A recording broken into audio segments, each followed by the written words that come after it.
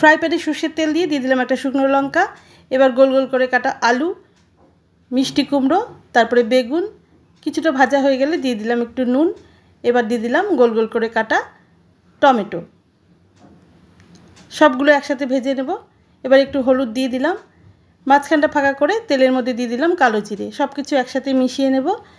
এবারে জল দিয়ে দিলাম, খুব বেশি না, অল্প জল দিয়ে ঢেকে দেব। কিছুক্ষণ পর ঢাকনাটা খুলে সব কিছু সেদ্ধ হয়ে গেছে। এবার সেটাকে খুন্তি দিয়েই আমি পেস্ট করে নিচ্ছি বা চটকে নিচ্ছি আর কি। তোমরা চাইলে হাত দিয়েও নামিয়ে হাত দিয়েও চটকাতে পারো ঠান্ডা করে।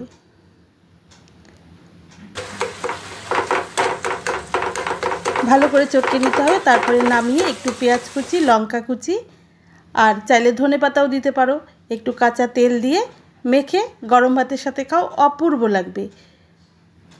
ব্যাস রেডি আমার ভাজা ভর্তা। রেসিপিটা ভালো লাগলে অবশ্যই একটা লাইক, কমেন্ট, শেয়ার, ফলো করো। আর ওয়াইটি থেকে দেখলে অবশ্যই সাবস্ক্রাইব করো।